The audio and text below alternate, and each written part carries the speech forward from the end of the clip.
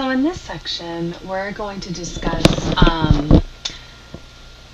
hypothesis testing about two proportions. And so if you can remember with proportions that if we didn't meet one of the criteria, we were able to use the binomial probability. So, and we could still conduct the hypothesis testing back in chapter 9. So those criteria still have to be met no matter what.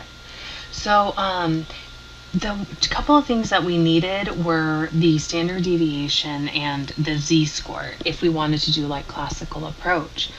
However, you can tell by the formulas here, it's quite involved, and we really want to utilize technology where we can. So we're going to be using the calculator for this process. So I want to go ahead and make sure that we understand that if we want to make sure that samples are independently obtained, we need to make sure that, again, that the sample sizes are no more than 5% of each of the populations, right? And that product has to be greater than or equal to 10.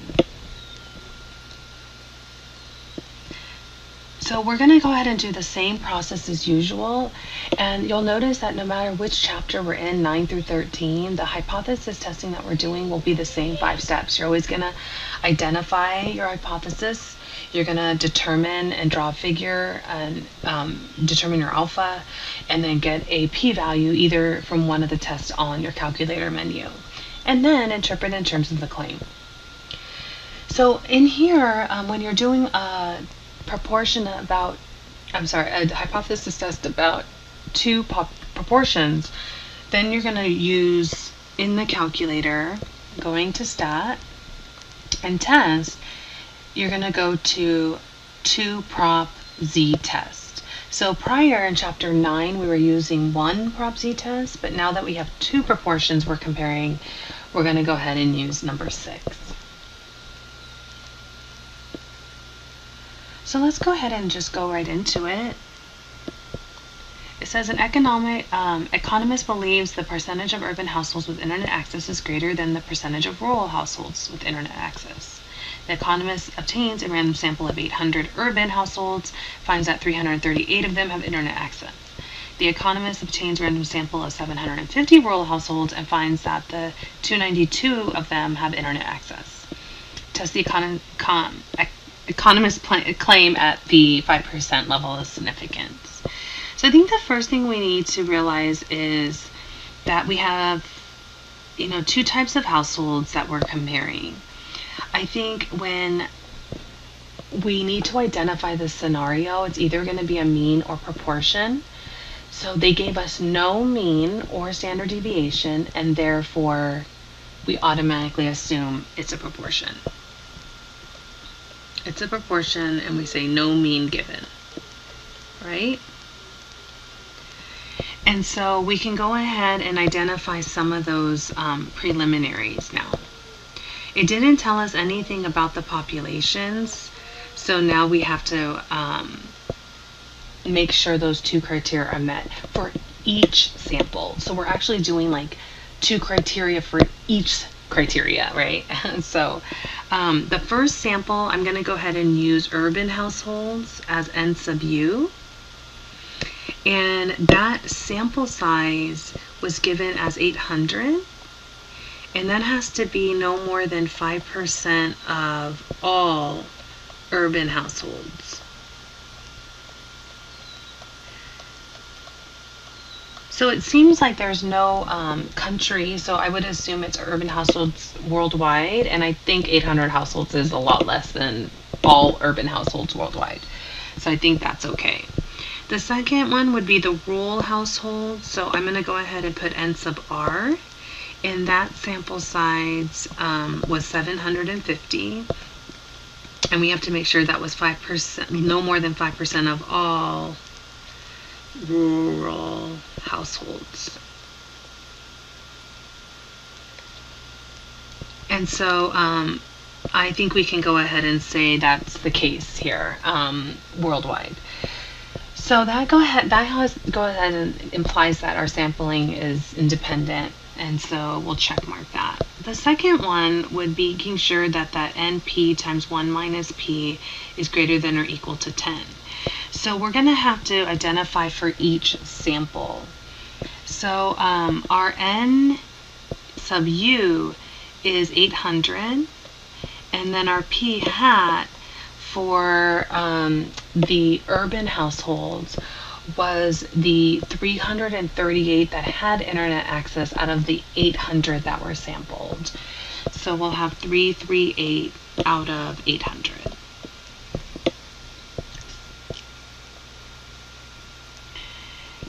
And so here we're going to go ahead and have 800 times 338 over 800 times 1 minus 338 over 800. And we can just put that in the calculator. And so let me go ahead and quit. So we'll go ahead and put 800 times 300 over 800, parenthesis 1 minus 338 over 800,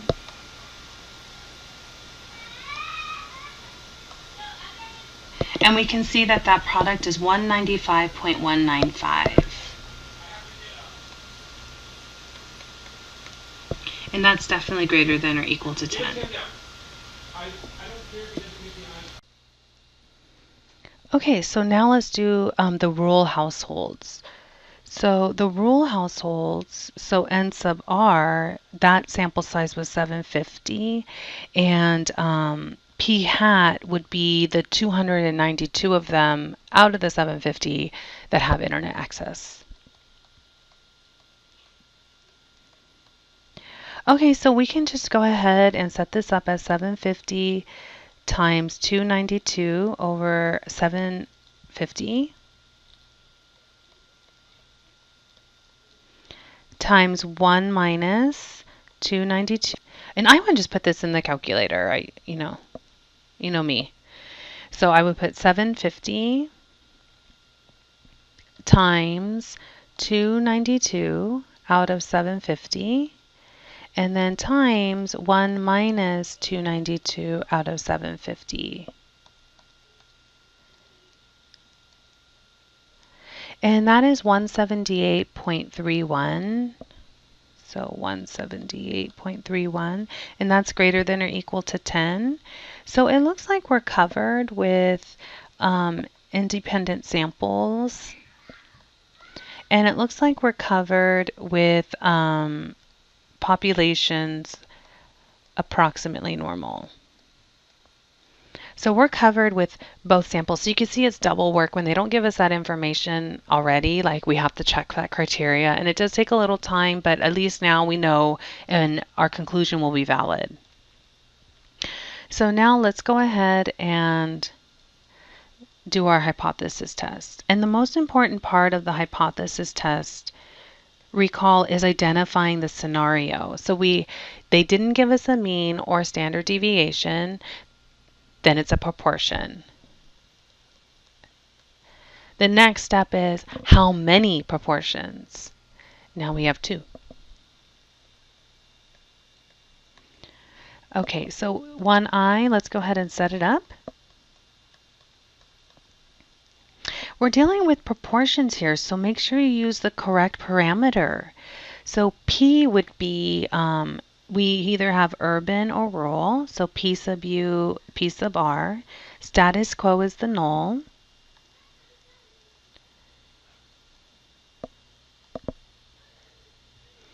And here, what did they want to test the proportion for? They wanted to test it whether or not the urban household is greater than the rural households with internet access. So urban is greater than the rural, and that's the claim. So always mark the claim, right? I think it helps. So step 2 would be to draw it. And then when we draw it, we'll go ahead and use the calculator.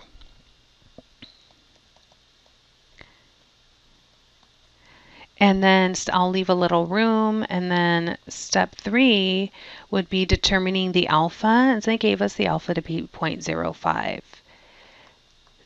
So now step 4 is the p-value approach. Right? And then all we have to do is put in each of samples information. So remember, you need n sub u, which is 800, and x was 338. For the rural households, we had a sample size of 750, and that we found that 292 of them had internet access. Okay, so go to your calculator and go to the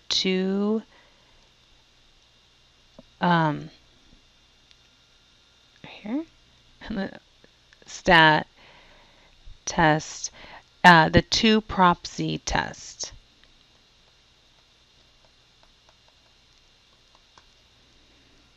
Okay, and we'll go ahead and enter all that information. So 2 prop Z test is number 6. And the first sample, remember that x1 and x2 have to correspond with your left and right side. So here, let me do it in blue. This is like x1, x2, n1, n2 inside the calculator. So just make sure the numbers, like the x1 is that first left sample, x2, n2 is that right side sample. So we're going to enter in urban information first, which had 800 households and 338 of them had internet. In the second sample, 292 had internet out of 750, right? And those were rural households.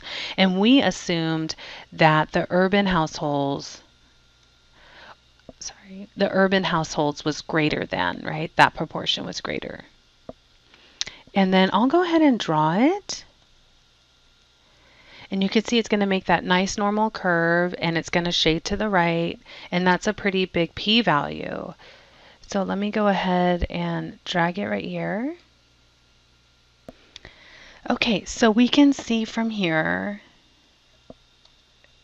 that the p-value is 0.09.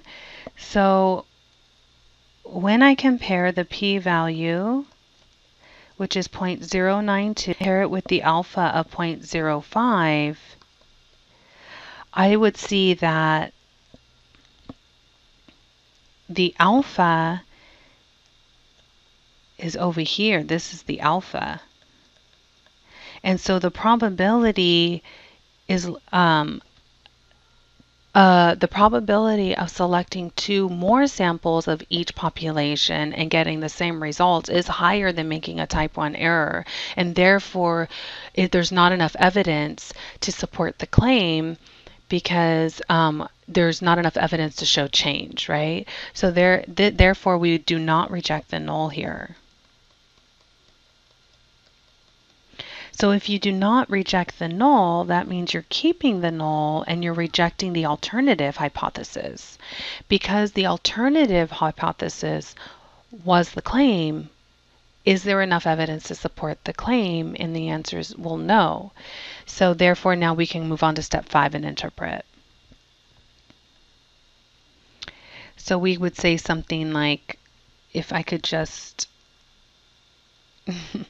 say here, there is not enough evidence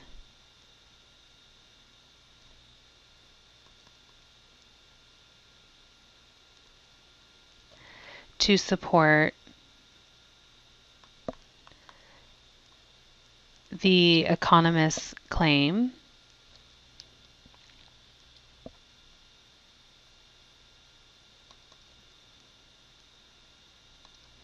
that the percentage of urban households